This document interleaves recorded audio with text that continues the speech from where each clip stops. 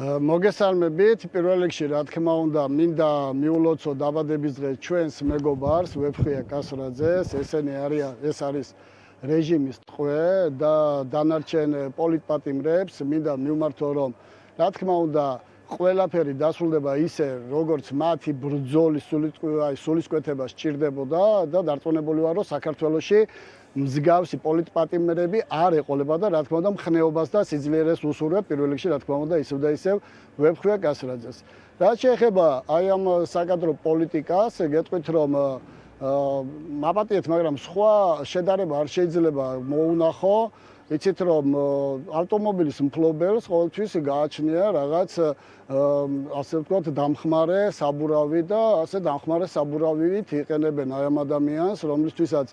სპეციალურად ვერ მოუნახენ ადგილი, თუ სად შეიძლება თან არ ემეტებათ საერთოდ სხვა პოზიციაზე, არ არის, ასე ვთქვათ, მისთვის შესაფერისი ადგილი და ასე ყველა ჯერზე სადღაც რასაც მოიპრიანება ქართულ ოცნებას და მათ ხელმძღვანელობას პრემიერს, ესე იგი არც შორს უშვებს და არც რაიმე ისეთ მისთვის მისაღებ რაღაც პოზიციაზე არ ნიშნავენ. რა თქმა უნდა, ეს არის დროებითი და ვხედავთ რომ ქართულ ოცნებას სერიოზულად უჭერს საკადრო პოლიტიკაში, ვხედავთ რომ კულტურის მინისტრი, რომლის მიმართაც ერთი დადებითი, ასე ვთქვათ, კომენტარიც კი არ წამოსულა ადამიანი, რომელიც პირდაპირ იყო ჩართული ზურაბ რატიანისა და სხვა ხელოვნების წარმომადგენლების, ასე ვთქვათ, გათავისუფლებაში და ადამიანი, რომელიც არანაირად არც კი მათზე დაკისრებულ მოვალეობას არ იყენებდა და ერთი თუნდაც აი ამ ადამიანების მიმართ სანუგეშო კომენტარი არ გაუკეთებია. თუმცა მას ერქვა კულტურის მინისტრი. ასევე არის, რა თქმა უნდა, მდინარაძე, რომელიც გამორჩეული არის თავისი სიძულვილის ენით, ხისტი დამოკიდებულებით იმ განსხვავებული აზრის მიმართ და ეს ადამიანი, რა თქმა უნდა, არის ქართული ოცნების ის ჭადრაკის ფიგურა, რომელიც ჭადრაკის დაფაზე არ დევს, მაგრამ საჭიროების შემთხვევაში სადღაიცადანაც აი ბიძინა ივანიშვილი და კობახიძე გამოაძრობს და მისთვის შესაბერის ან თეთრ ასე ვთქვათ გრაფაზე დადებს, ან კიდევ თეთრ გრაფაზე, რომელიცაც თვითონ ქართული ოცნება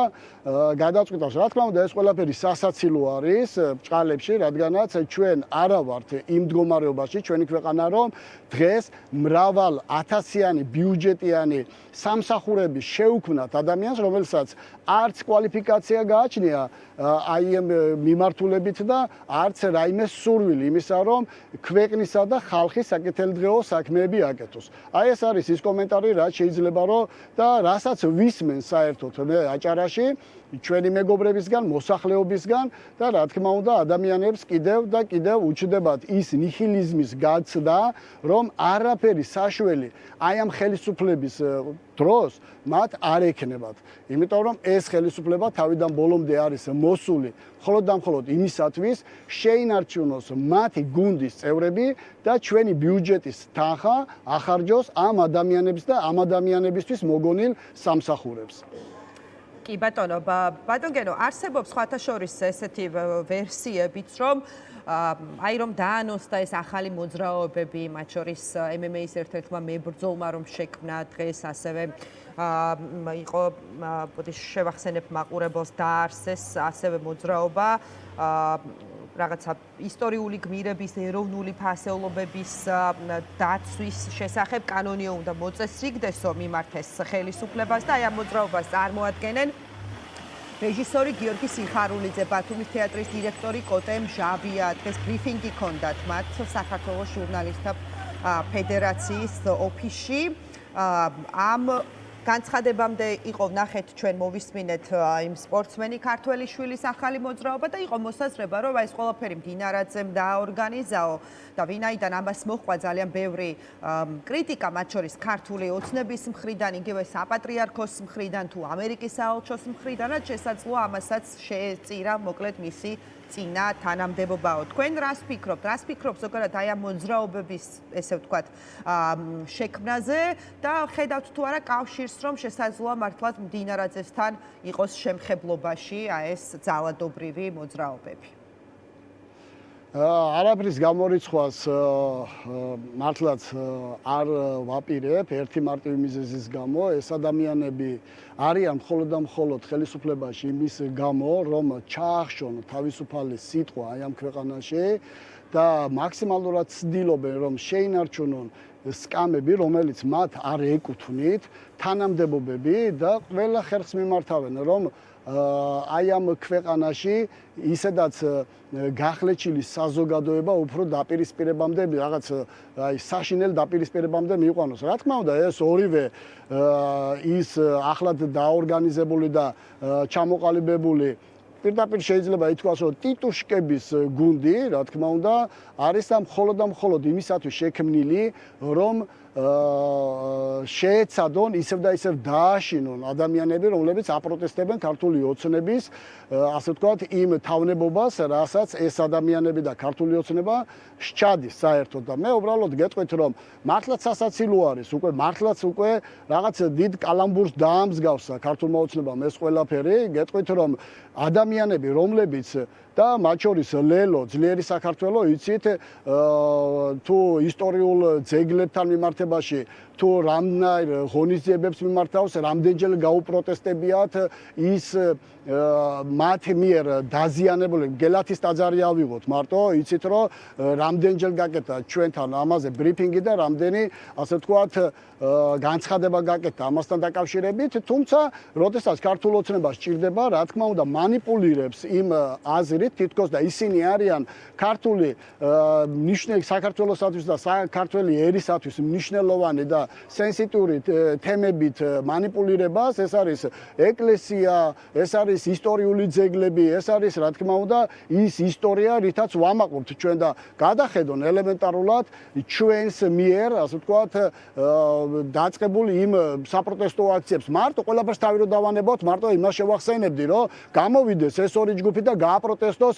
ბიძინა ივანიშვილის მიერ აფეთქებული საყდრისი. რატო არ გამოდიან და რატო ამბა? აი აქედან დაიწყონ და მაშინ დავიჯერებ მათ მიერ დაწყებული იმ საქმეს, საქვეყნო და ქართველებისთვის მისაღებ საქმეს, მაგრამ ეს ადამიანები ხომ იმისთვის არიან შექმნილები, რომ ელემენტარულად აქ ადამიანებს აუკრძალონ იმ სიმართლის ლაპარაკი, რა სიმართლისთვისაც ეს ხალხი უკვე წლებია ებრძვის ოლიგარქიულ რეჟიმს. აი ეს არის მხოლოდ და მხოლოდ ის კომენტარი და ადამიანები ასეთი მარტივი და სუსტი დამოკიდებულებით მე ვეტყვი კიდევ აი მაგ ადამიანებს, თუ მართლაც აი ამ ქვეყნისთვის რაღაცა ადარდებთ და თუ მართლაც აი ამ ქვეყნის მომავალი ადარდებთ, მაშინ ჩამოვიდნენ აჭარაში, მე მივიყვან მაგალითად კვირიკეში, სადაც ეკოლოგიური, ასე ვთქვათ, კატასტროფის წინაშე დააყენა ქართულმა ოცნებამ ვიღაც რუსი ბიზნესმენის აი წამოწყებული კუნძულის გამო და მეორე საკითხი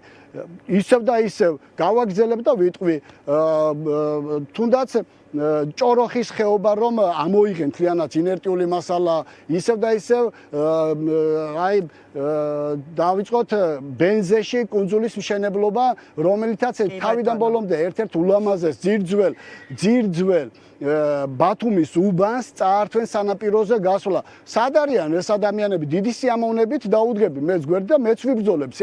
სამართლიანობის აღდგენისთვის. კიდევ გავაგზელებ. აი რამოდენიმე დღეში არის შუამთობის დღესასწაული ბეშუმში და 14 წლის განმავლობაში 18 კილომეტრიანი მონაკვეთი ვერ დაასრულა ბიძინა ივანიშვილის ქართულმა ოცნებამ. ეს არის ზარზმა ხულოს დამაკავშირებელი გზა და ალბათ გემახსოვრებათ თქვენაც, როდესაც სამარცხვინო ქართული ოცნების ხელმძღვანელობამ გაზის ბალონი აანთო და თითქოს და გაზი შეიყვანენ გოდერძის, ასე ვთქვათ, სკურორტზე და აი ეს ყველაფერი არის ის, რაც უფრო მეტად სჭირდება ჩვენს მოქალაქეებს და არა ის, რასაც დღეს ესენი გვიანონსებენ, თითქოს და მოდიან რაღაც ქართული ეროვნული ძალით, თუმცა ეს არის შენიღბული ქართული ოცნების ტიტუშკები და მეტი არაფერი. კი ბატონო და ბატონ გენო, როგორც ვიცი, თქვენ ხელვაჩაურში იმყოფებოდით, შეხვდით ადგილობრივებს, თუ არ ვცდები სოფელ მახოში ბრძანდებოდით, რომ მოგვიყვეთ თქვენი ამ შეხვედრების შესახებ, რა ხდება, რა მთავარი პრობლემები აქვთ იქ ადგილობრივებს, რომლებზეც თქვენ ესაუბრეთ და რაზეც ისინი გესაუბრნენ, ბუნებრივია. დიდი მადლობა, გეტყვით რომ ლელო ძლიერი საქართველო მოძრაობთ ჩვენ, შეუჩერებლივ დავდივართ სხვადასხვა რაიონებში, აბსოლუტურად რაც კი ჩამოვთვალეთ ჩვენ, აბსოლუტურად ყველა თემის ასე ვთქვათ, წამოწევა შევეცადეთ და ძალიან დიდი მადლობა მედიას, კონკრეტულად თქვენ და აი სიმართლისთვის აი მომზადებულ მედია საშუალებებს. აი ამ წუთასაც ვიმყოფებით ჩვენ მახოში, სადაც 17 ოჯახი ითხოვს სამართლიანობის აღდგენას. ეს არის ფაქტობრივად მოვიდა ადგილობრივი ხელისუფლება, მოვიდა რა თქმა უნდა საჯარო რეესტრი, აზომვითი სამუშაოები აწარმოებენ და სასოფლო-სამეურნეო დანიშნულების მიწის ნაკვეთები მიითვისა სატყეო ფონდმა, სახელმწიფო სატყეო ფონდმა და ადამიანების მართლა სასაცილო არის, ოდესაც ჩვენ ვიმყოფებოდით ოჯახში, სადაც ეზო, სახლი და უკან ბოსტნის რაღაცა ნაწილი დაუტოვეს და იმის იქეთ გაშენებული ხეხილის დიდი ბაღი და თხილის დიდი ბაღი მოექცა უკვე სახელმწიფო საკუთრებაში. ჩვენ ვითხოვთ დღეს ამოვიტანეთ პეტიციის ფორმა, დაიწყებს ეს ადამიანები ხელმოწერების შეგროვებას და რა თქმა უნდა ამას წარუდგენს უკვე საჯარო რეესტრს, რომელიც ვალდებული იქნება რომ სამართლიანი, ასე ვთქვათ, ინდივიდუალური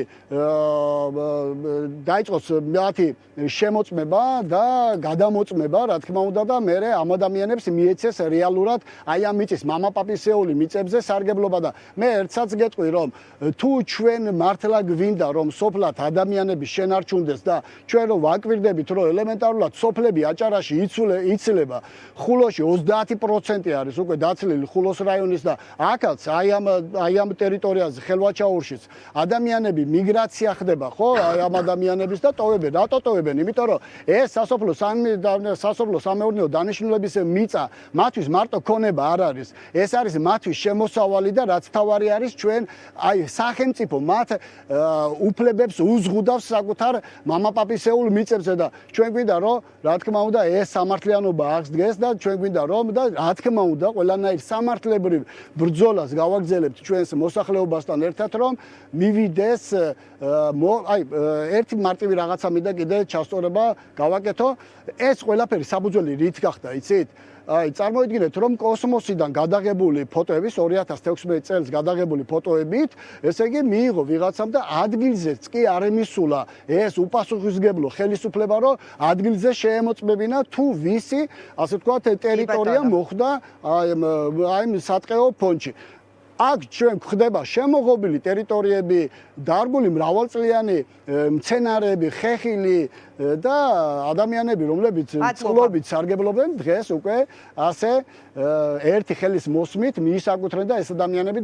დაატოვენ და რა თქმა უნდა ეს ყველაფერი შეიცვლება აი ამ ხელისუფლების ეგრეთ წოდებული ხელისუფლებაც რა თქმა უნდა ჩაბარდება ისტორიას, მოვა ეროვნული ხელისუფლება და სამართლიანობას აღადგენს რა თქმა უნდა ამ ქვეყანაში. ძალიან დიდი მადლობა გენო თებიძე საუბრობდა დღის ამბების პირდაპირ ეთერში.